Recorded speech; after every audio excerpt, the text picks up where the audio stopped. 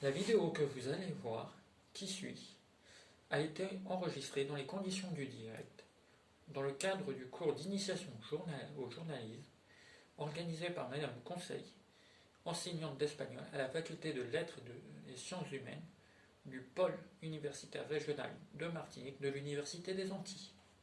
Bonsoir à tous, nos auditeurs et nos auditrices qui nous écoutent aujourd'hui. Bienvenue sur l'émission de radio Caresse Report.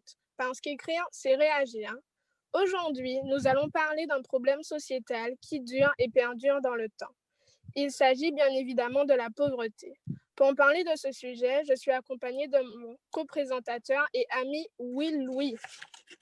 Bonsoir, c'est bien moi, mais nous ne sommes pas seuls aujourd'hui. Clara, tu as oublié? Ah oui, nous avons des invités. Ah là là, Clara. Accueillons sans plus tarder nos trois intervenants. Anaïs Duno. Bonsoir. Alors, Anaïs est une jeune étudiante qui rencontre des soucis financiers et qui a accueilli les témoignages de certains de ses camarades. Gabriel Sebelou. Bonsoir. Oui, bonsoir. Qui est le père d'un étudiant au campus et qui lui aussi rencontre des difficultés depuis le début de cette pandémie qui a causé la fermeture de son commerce au centre-ville. Et enfin, Samantha Sordet. Notre spécialiste et sociologue de renom. Sans plus tarder, nous allons entamer notre émission. Et oui, il était temps d'en parler. Nous avons ciblé notre émission sous deux axes bien précis, les inégalités causées par la pandémie actuelle qui jouent énormément sur l'économie. Mais oui, et aussi les ressources insuffisantes des étudiants martiniquais et ceux du monde entier. Monsieur Sebelou, la parole est à vous. Parlez-nous de cette pandémie et de l'impact qu'elle a eu sur votre vie. Oui, je tiens un commerce au centre-ville qui a été contraint de fermer à cause de la pandémie et du reconfinement. Du coup, financièrement, déjà qu'avant, c'était pas facile parce que j'ai aussi des enfants à charge, une famille.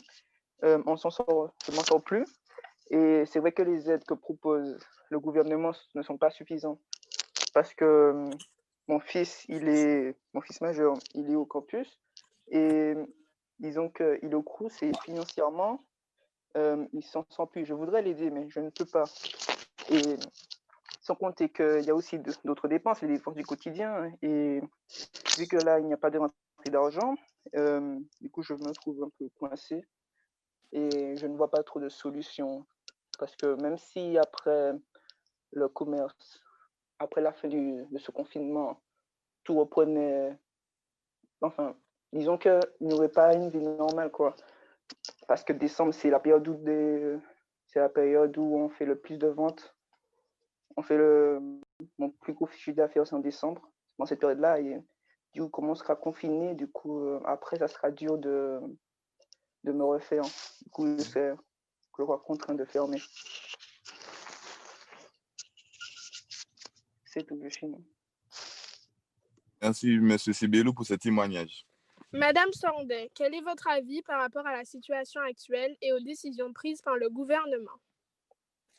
Alors, c'est une situation assez inédite et difficile que nous n'aurions jamais imaginé vivre. Le coronavirus a complètement bouleversé notre quotidien entre le port du masque, la distanciation, le couvre-feu, le confinement.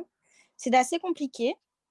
J'aimerais souligner que la distanciation physique qui nous a été imposée par le gouvernement pour tenter de nous protéger s'est transformée en distanciation sociale. Nous n'avons pratiquement plus de lien direct avec autrui. La plupart de nos interactions sont en ligne, que ce soit pour le travail, l'école ou pour prendre des nouvelles de nos proches. Le risque étant que cette connexion d'aujourd'hui remplace les relations d'hier, sachant que l'être humain est un être de relation. Voilà, donc la crise sanitaire a également impacté notre économie. Beaucoup d'employés ont malheureusement été licenciés, ainsi que nos jeunes étudiants qui, pour la plupart, ont perdu leur petit boulot. Voilà, petit boulot qui leur permettait de subvenir à leurs besoins. Donc, nous sommes vraiment dans un contexte assez difficile. D'accord, merci beaucoup Samantha pour ces précisions, mais j'ai d'autres petites questions à vous poser si vous le permettez. Bien sûr, allez-y. D'accord. Alors, comment, comme vous le savez, les jeunes pâtissent aussi de cette situation, alors que ça n'allait déjà pas forcément pour la plupart d'entre eux. Est-ce Oui. que dans votre jeunesse, vous avez rencontré ce genre de soucis et difficultés par rapport aux aides financières données aux étudiants et aviez-vous un job étudiant? Alors oui, j'ai également connu des difficultés quand j'étais étudiante. Donc j'ai fait mes études à Bordeaux. Je suis issue d'une famille avec des revenus modestes, pardon. Donc j'avais une petite bourse qui n'était pas assez suffisante pour me permettre de payer mon loyer, les courses, le transport et quelques petites dépenses que j'avais à côté. Donc il a fallu que je trouve un petit boulot. J'ai bossé dans une petite épicerie et c'était compliqué d'allier études et travail. Et ça m'a même coûté ma première année de licence. Voilà, je l'ai ratée. Mais heureusement, j'ai pu trouver un autre petit boulot avec des horaires un peu plus souples, ce qui m'a permis de mieux poursuivre mes études. Mais nous avons aussi la jeune Anaïs qui est étudiante. Anaïs? Oui, Samantha. Moi, je dois avouer que pour moi, ça n'est pas toujours simple. Personnellement, je n'ai pas le droit aux bourses car il est considéré que mes parents touchent suffisamment d'argent pour pouvoir m'aider. Or, ce n'est pas du tout le cas. Ils touchent légèrement plus que le seuil demandé pour pouvoir accéder à l'échelon 0 qui, avouons-le, est très bas. 100 € par mois, ça ne suffit pas. Comme je n'ai pas le droit aux bourses, mes parents s'efforcent de m'aider comme ils peuvent, mais eux aussi sont touchés par la crise du Covid et ce n'est pas forcément simple pour eux aussi. Du coup, grâce à l'aide de mes parents, j'arrive à peine à payer tous les frais qu'engendrent mes études chaque mois. Et certains mois, il devient vraiment difficile de joindre les bouts. Faute de moyens, je ne peux pas prendre de logement près de la fac. Je suis alors obligée de prendre un moyen de transport. Et ça aussi, ça a un coût. Et ça prend du temps aussi. Je mets 1 heure pour arriver à la fac et 1 heure pour rentrer le soir. Donc question temps, c'est pas top non plus. Et encore, l'année dernière, j'avais droit aux bourses, mais je me trouvais à l'échelon 0. Donc je ne touchais qu'à peine 100 € par mois. Et là encore, je ne pouvais absolument pas envisager l'idée de prendre un logement près de la fac, puisque 100 € par mois pour payer le logement ainsi que les bourses n'est largement pas suffisant. Je devais donc faire 1h30 de trajet en train, puisque je vivais en métropole l'année dernière, pour aller à la fac. Donc au total, 3 heures passées dans le train chaque jour. Et je parle même pas du prix. Les 100 € de la bourse ne couvraient même pas la totalité du coût de l'abonnement. J'ai alors dû prendre un travail à côté, mais je dois avouer que les études, plus 3 heures de train par jour, ainsi que le travail, c'était vraiment fatigant. Certains étudiants m'ont dit qu'ils considèrent que les études ne sont pas suffisamment conséquentes et que des aides auraient pu être mises en place pour ceux qui ne peuvent pas accéder aux bourses sur critères sociaux, afin qu'ils soient tous sur un pied d'égalité. Une étudiante m'a également confié qu'elle travaille et que parfois ça devient vraiment difficile d'allier travail et études et qu'elle ne peut pas toujours être à fond dans ses études.